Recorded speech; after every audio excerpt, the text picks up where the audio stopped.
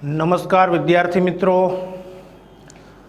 આપણે ગયા લેક્ચરમાં પ્રકરણ 2 જેમાં લલિત કલાઓમાં એક કલા ભણ્યા હતા અને એ હતી સંગીત કલા। આજે આપણે એક નવી લલિત કલા ભણવા જઈ રહ્યા છીએ, એ છે નૃત્ય કલા।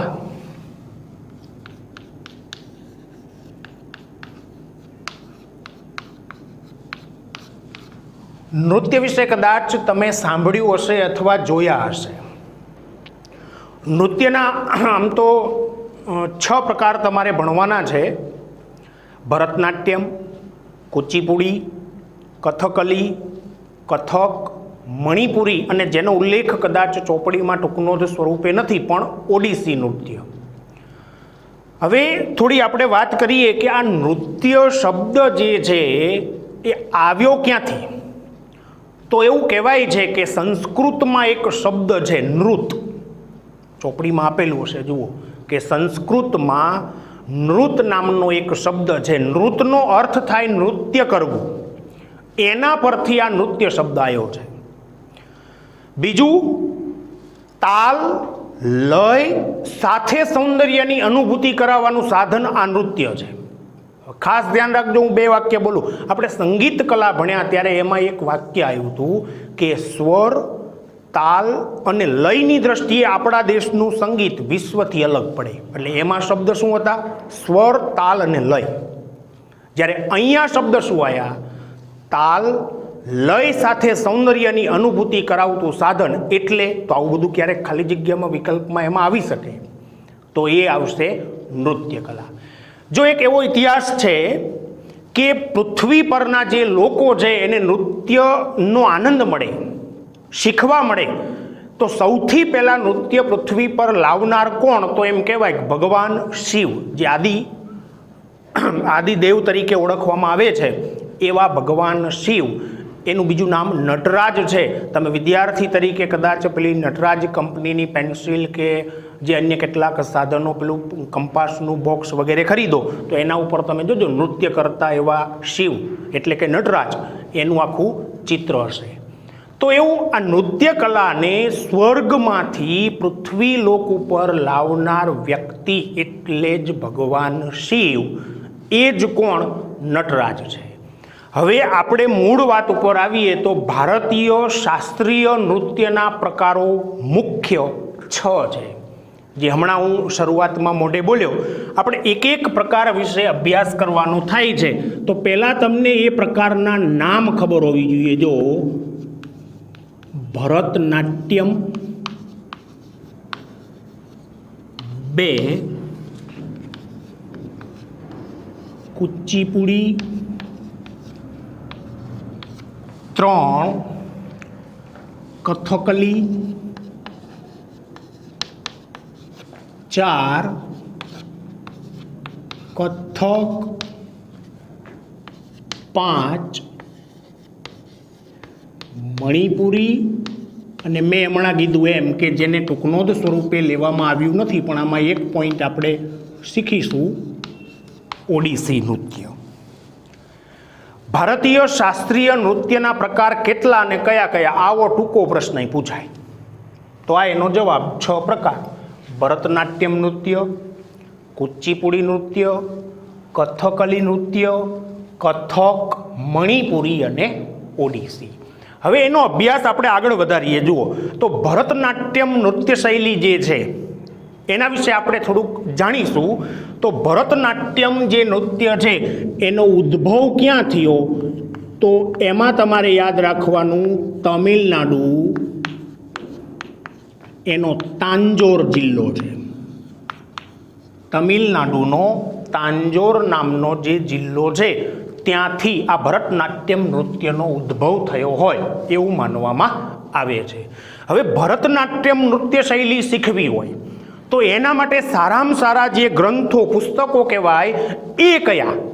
तो एमां तमारे 2 वस्तु याद राखवानी आवशे। सांभळजो, एक भरत मुनिए लखेलो ग्रंथ नाट्यशास्त्र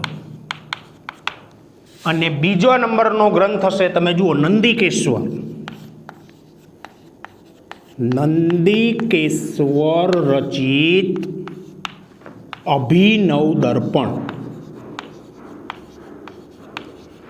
આ બે ગ્રંથો એ ભરતનાટ્યમ નૃત્ય શૈલીને સમજવા માટેના મુખ્ય અથવા આધારભૂત ગ્રંથ ગણવામાં આવે છે.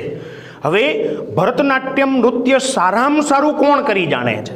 આ વારસાને કોણે સાચવ્યો છે? આ વારસાને તો જો, એક મૃણાલિની સારાભાઈ આપેલું છે, બે ગોપી કૃષ્ણ, અને હિન્દી ફિલ્મ જગતમાં જે જાણીતી અભિનેત્રીઓ એવી બે, એકનું નામ વૈજયંતીમાલા અને બે હેમા માલિની.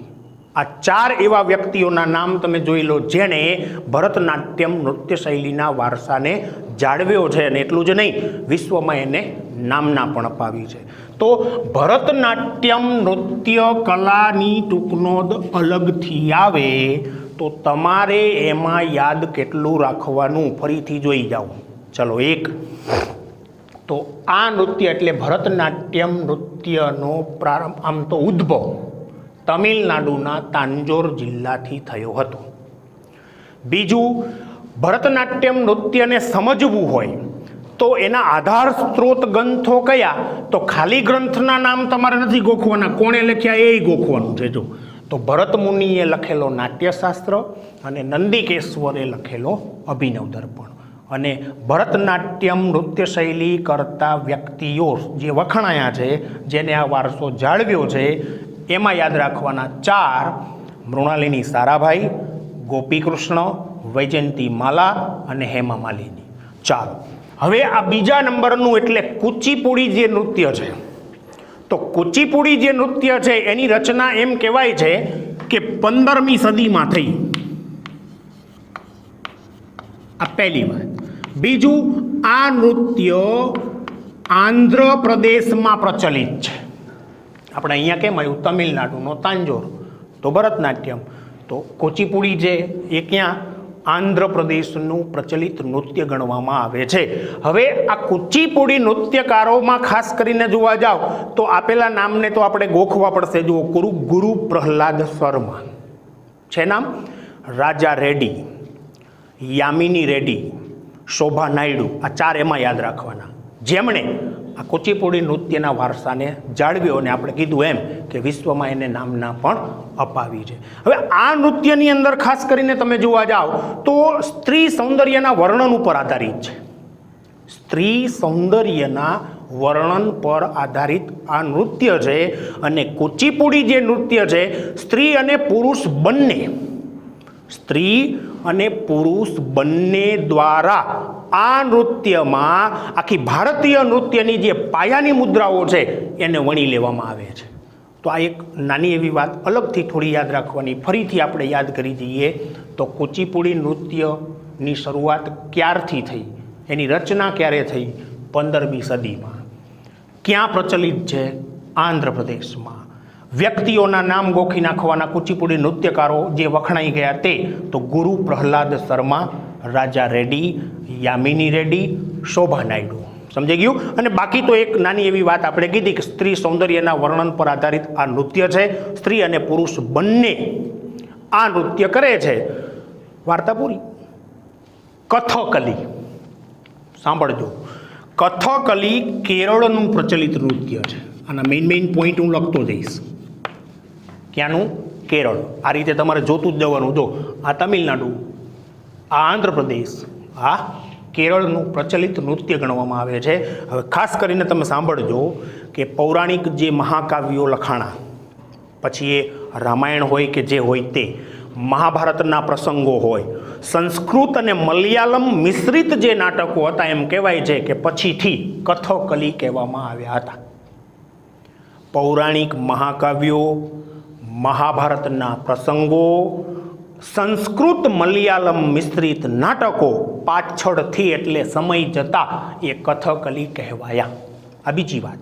ત્રીજી, વેશભૂષા જે છે, પહેરવેશ જે હોય ને નૃત્યકારનો, એ વેશભૂષા ઘેરદાર સુંદર કપડાવાળી હોય છે. એકદમ ઘેરદાર કપડાં એને પહેર્યા હોય. હવે આ વસ્તુ કેવી છે કે આ નૃત્યની અંદર જેને જેને રસ હોય એ વ્યક્તિઓને તરત એનો આઈડિયા આવી જાય. એટલે સુંદર ઘેરદાર કપડાં પહેરે છે. બીજું, આ કથકલી નૃત્ય કરનાર જે વ્યક્તિ એના પાત્રને ઓળખવું હોય તો ચહેરા ઉપર જે એને ચિત્રામણ કરેલું હોય, મુખાકૃતિ જે છે એને સમજવું પડે. હવે એ કદાચ મારું તમારું કામ નથી, એટલે જ મેં હમણાં કીધું નૃત્યને સમજવાવાળો વ્યક્તિ તરત જ સમજી જાય, શેના પરથી? પાત્રને ઓળખી જાય. તો પાત્રને ઓળખવા માટે ચહેરા ઉપરનું ચિત્રામણ કે એની મુખાકૃતિ જે છે એને આપણે સમજવું પડે છે. હવે કથકલી નૃત્યની અંદર નૃત્ય કરનાર જે વ્યક્તિ છે એને નટ પણ કહેવાય. જે નટ છે એ માથા પર કલાત્મક મુકુટ ધારણ કરે છે અને એક જ દીવો હોય, એક જ તેલ પૂરેલો એક જ દીવો રાખવાનો અને એનો જે પ્રકાશ છે એ પ્રકાશથી રંગમંચ જેના પર નાટક ભજવવાનું હોય અથવા તો આ નૃત્ય કરવાનું હોય એ રંગમંચ ઉપર પડદા પાછળથી આવી સંગીત સાથે પોતાની ઓળખ આપે છે. કોણ? કથકલી નૃત્ય કરનાર વ્યક્તિ, એને નટ કહેવાય. માથે કલાત્મક મુકુટ ધારણ કરે. પ્રકાશ કેટલો? તો કે એક જ દીવો, તેલથી પ્રગટાવેલો એક જ દીવો એનો પ્રકાશ હોય. રંગમંચ જે હોય, પડદો પાડેલો હોય, પડદા પાછળથી આવી સંગીત સાથે પોતાની આખી ઓળખ ઊભી કરે, ઓળખ આપે છે. અને એટલું જ નહીં, ત્રણેય જે લોક છે એના પાત્રોને ચહેરાના હાવભાવથી અને હસ્તમુદ્રાથી સજીવ કરે છે, મતલબ સામે જેને કહેવાય અભિવ્યક્ત કરે છે. ચલો બરાબર. હવે કથકલી નૃત્યકારોમાં જાણીતા વ્યક્તિઓમાં કોણ? તો અંડરલાઈન કરીને ગોખવા સિવાય છૂટકો નથી. જો કેરળના એક કવિ થઈ ગયા જેનું નામ શ્રી વલ્લભ થોડ, ચોપડીમાં છે, અંડરલાઈન કરજો. પછી કલામંડલમ, કૃષ્ણ પ્રસાદ અને શિવારમન, જેણે આ કથકલી નૃત્યને વિદેશમાં નામના અપાવી છે. સમજાઈ ગયું? ફરીથી એકવાર જોઈ લો તો કથકલી જે નૃત્ય છે ક્યાંનું પ્રચલિત છે? કેરળનું. એનું મેઇન વાક્ય આવી ગયું. પછી આપણે એમાં ચર્ચા શું કરી કે ભાઈ પૌરાણિક જેટલા મહાકાવ્યો લખાણા, મહાભારતના પ્રસંગો છે, સંસ્કૃત મલયાલમ મિશ્રિત નાટકો છે, સમય જતાં કથકલી કહેવાયા. હવે એની વેશભૂષા શું હોય? તો કે સુંદર ઘેરદાર કપડાં પહેરે છે. ચલો, કથકલીના પાત્રને ઓળખવું હોય તો શું કરવું પડે? તો કે એના ચહેરા ઉપરનું જે ચિત્રામણ છે, મુખાકૃતિ છે એને સમજવી પડે છે. બીજું, આપણે ઓલા જેને કહેવાય ત્રણેય લોક, પૃથ્વીલોક, સ્વર્ગલોક, પાતાળલોક, ત્રણેય લોકને સમજવાનું અથવા તો એના વિશેની જે આખી કથા કહેવાની છે. કોણ? નટ. નટ શબ્દ આપણે વાપર્યો. માથે કલાત્મક મુકુટ ધારણ કરે. પ્રકાશ કેટલો? તો કે એક જ તેલનો દીવો હોય, એના પ્રકાશથી રંગમંચ પર પડદા પાછળથી આવી સંગીત સાથે પહેલાં પોતાની ઓળખ આપે. અને એટલું જ નહીં, ત્રણેય લોકના પાત્રોને ચહેરાના હાવભાવથી અને હસ્ત એટલે હાથની મુદ્રાથી સજીવ કરે છે, અભિવ્યક્ત કરે છે. અને 4 વ્યક્તિઓના મેં તમને નામ કીધા: વલ્લભ થોડ, પછી કલામંડલમ, પછી કૃષ્ણ પ્રસાદ અને શિવારામન. બરાબર. ચોથા નંબરનું છે કથક. હવે એમાં એક જે પહેલી જ ઉક્તિ છે, કદાચ અહીંયા હું બળવર્ક નથી કરતો પણ છતાં તમે જોઈ લોજો. કથન કરે સો કથક કહાવે, આ વાક્ય પરથી આ નૃત્ય આવ્યું છે. કથન, હાવભાવ સાથે કંઈક કહેવું, આનો અર્થ એવો પણ કંઈક થઈ શકે. એટલે કથન કરે સો કથક કહાવે, સમજાવો. લ્યો, આવી રીતના પ્રશ્ન આવે તો વિદ્યાર્થી અહીંયા ભૂલ કરવાની સંભાવના થોડી છે. કથન કરે સો કથક કહાવે. હવે કથક અને કથકલી બે નૃત્ય એક નથી, અલગ છે. તો તમારે આ વાક્ય કે આ ઉક્તિ આમાં જ યાદ રાખવાની રહેશે. કથક નૃત્યમાં કથન કરે સો કથક કહાવે, આ વાક્ય પરથી આ નૃત્ય ઉતરી આવ્યું છે એવું કહેવાય છે. બીજું, ચોપડીમાં કદાચ એનો ઉલ્લેખ નથી પણ એમ કહેવાય છે કે ઉત્તર પ્રદેશનું આ પ્રચલિત નૃત્ય છે. ઉત્તર પ્રદેશનું પ્રચલિત નૃત્ય છે. હવે એમાં શું હોય આ નૃત્યમાં? જો શ્રી કૃષ્ણ ભગવાન જે થઈ ગયા અને ગોપીઓ, એની જે આખી લીલા છે એના પર આધારિત આ નૃત્ય છે. બીજું, વૈષ્ણવ સંપ્રદાય એની શૃંગાર ભક્તિ સાથે ઉત્તર ભારતમાં આ નૃત્યનો વિકાસ થયેલો છે. આ પોઈન્ટ બહુ જ અગત્યનો છે. ઘણી વખત દરેક પ્રકાશનમાં તમે જુઓ તો ખાલી જગ્યા વિકલ્પમાં વસ્તુ આપેલી છે કે વૈષ્ણવ સંપ્રદાયની શૃંગાર ભક્તિ સાથે વિકાસ થયો હોય એવું નૃત્ય કયું, તો અત્યારે તો આપણને આવડી જશે કે એ કથક નૃત્ય છે. બીજું, કથક નૃત્ય કરનાર જે વ્યક્તિ હોય ને, એક જ પગ ઉપર ગોળ ગોળ ફરી અને જે કંઈ પ્રસંગ હોય એને પ્રદર્શિત કરતા હોય છે. આ એક લક્ષણ. બીજું, કથક નૃત્ય કરનાર જે સ્ત્રીઓ છે એ ચૂડીદાર પાયજામો પહેરે છે અને ઉપર ઘેરવાળું કોઈ એવું વસ્ત્ર પહેરે છે. આ બે વિશેષતા એની આવી. અને છેલ્લે, કથક નૃત્યકારોમાં કોણ જાણીતું છે, તો આપેલા છે બિરજુ મહારાજ, પછી સિતારા દેવી અને કુમુદિની લાખિયા. આટલા યાદ રાખવાના. તો જો કથક નૃત્યમાં ફરી એકવાર કહી દઉં, પેલું વાક્ય તમે ખાસ ધ્યાન રાખજો કે કથન કરે સો કથક કહાવે. આ ઉક્તિ કયા નૃત્ય સાથે જોડાયેલી છે, તો ભૂલથી પણ તમે કથકલી પસંદ કરતા નહીં. એનો જવાબ આવશે કથક. કૃષ્ણ ગોપીની વાત આવી, વૈષ્ણવ સંપ્રદાયની શૃંગાર ભક્તિની વાત આવી, એક પગ ઉપર ગોળ ફરી અને પ્રદર્શિત કરવાની વાત આવી. સ્ત્રીઓ હોય તો આપણે કીધું ચૂડીદાર પાયજામો અને ઉપર ઘેરવાળું વસ્ત્ર, અને કથકના નૃત્યકારો જે જાણીતા છે તે.